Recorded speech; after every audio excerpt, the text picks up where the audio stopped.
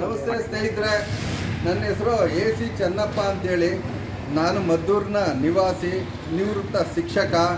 ಇದು ಪ್ರಸಿದ್ಧ ದೇವಸ್ಥಾನ ಉಗ್ರ ನರಸಿಂಹಸ್ವಾಮಿ ದೇವಸ್ಥಾನ, ಮದ್ದೂರಿನಲ್ಲಿರ್ತಕ್ಕಂಥ ಉಗ್ರ ನರಸಿಂಹಸ್ವಾಮಿ ದೇವಸ್ಥಾನ. ಇದು ನೋಡಿ, ಭಕ್ತಾದಿಗಳು ಬಂದು ಇಲ್ಲಿ ದೇವರ ದರ್ಶನ ನಂತರ ಇಲ್ಲಿ ಒಂದು 10 ನಿಮಿಷ ಕುಳಿತು ಹೋಗುವಂಥ ಜಾಗದಲ್ಲಿ ಯಾರೋ ಅವಿವೇಕಿಗಳು ಅಥವಾ ಕಿಡಿಗೇಡಿಗಳು ಬಂದು ಎಣ್ಣೆಯನ್ನು ಇಲ್ಲಿ ಸುರಿದು ಕೂತ್ಕೋಬಾರ್ದು, ಜನಗಳು ಕೂತ್ಕೋಬಾರ್ದು ಅನ್ನೋ ದೃಷ್ಟಿಯಿಂದ ನೋಡಿ ಇಲ್ಲಿ ಮಾಡಿರುವಂಥದ್ದು. ದೇವಸ್ಥಾನದವರು ಯಾರೂ ಮಾಡಿಲ್ಲ ಅಂತ ನನಗನ್ನಿಸ್ತದೆ. ಉಗ್ರನರಸಿಂಹಸ್ವಾಮಿ ದೇವಸ್ಥಾನ ಇಲ್ಲಿ ಅಂದರೆ ಭಕ್ತಾದಿಗಳು ಕುಳಿತು ಹೋಗುವಂಥದ್ದು ಅವ್ರಿಗೆ ಇಷ್ಟ ಇಲ್ಲ ಅಂತ ಕಾಣಿಸ್ತದೆ. ನೋಡಿ, ಇಲ್ಲೆಲ್ಲ ಎಣ್ಣೆಯನ್ನು ಹಾಕಿದ್ದಾರೆ. ಎಣ್ಣೆ ಹಾಕಿ ಕುಳಿತುಕೋಬಾರ್ದು ಅನ್ನೋ ದೃಷ್ಟಿಯಿಂದ ಈ ಥರ ಮಾಡಿದ್ದಾರೆ. ದಯಮಾಡಿ ಇವರಿಗೆ ಒಂದು ಏನು ದೇವಸ್ಥಾನದ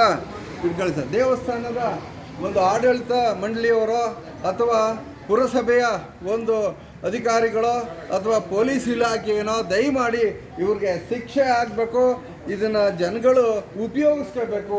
ಜನಗಳು ಬಂದು ಇಲ್ಲಿ ನೆಮ್ಮದಿಯನ್ನು ಕಾಣ್ತಾರೆ.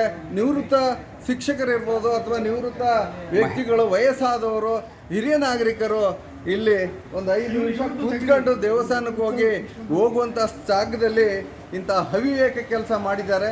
ನಿಜವಾಗ್ಲೂ ಇದು ಸಮಾಜಕ್ಕೆ ಖಂಡನೀಯ, ಸಮಾಜಕ್ಕೆ ಒಳ್ಳೆಯದಲ್ಲ. ಸಮಾಜ ನಿಜವಾಗ್ಲೂ ನೋಡಿ, ಅವ್ರನ್ನ ತೋರಿಸಿ ನನಗೆ ನೋಡಿ, ಈ ಥರ ಕುಳಿತುಕೋಬಾರ್ದು ಅನ್ನೋ ದೃಷ್ಟಿಯಿಂದ ಇವರು ಈ ಕೆಲಸ ಮಾಡಿದ್ದಾರೆ. ಬಹುಶಃ ನನಗನ್ನಿಸುತ್ತೆ ಒಂದು ಆಡಳಿತ ಮಂಡಳಿಗಳು ಈ ಥರ ಮಾಡಿಲ್ಲ ಅನಿಸುತ್ತೆ. ಯಾವನೋ ಅವಿವೇಕಿ ಕಿಡಿಗೇಡಿ ಈ ಥರ ಮಾಡಿದ್ದಾನೆ.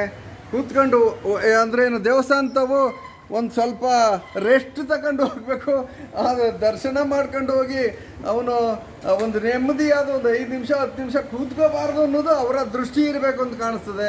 ಆಡಳಿತ ಮಂಡಳಿಯೋ ಅಥವಾ ಅಧಿಕಾರಿ ಮಂಡಳಿಯೋ ತಹಸೀಲ್ದಾರರೋ ಇದಕ್ಕೆ ಸಂಬಂಧಪಟ್ಟಂತಹ ವ್ಯಕ್ತಿಗಳು ದಯಮಾಡಿ ಈ ಅವಿವೇಕವನ್ನು ನಿವಾರಣೆ ಮಾಡಿ ಜನಗಳು ಕೂತ್ಕೊಂಡು ಇಲ್ಲಿ ಸಮಾಧಾನವಾಗಿ ಹೋಗುವಂತಹ ಒಂದು ಅವಕಾಶ ಮಾಡಿಕೊಡ್ಬೇಕು ಅಂತ ನಾನು ಈ ಮೂಲಕ ತಮ್ಮಲ್ಲಿ ಕೇಳ್ಕೊಳ್ತೀನಿ.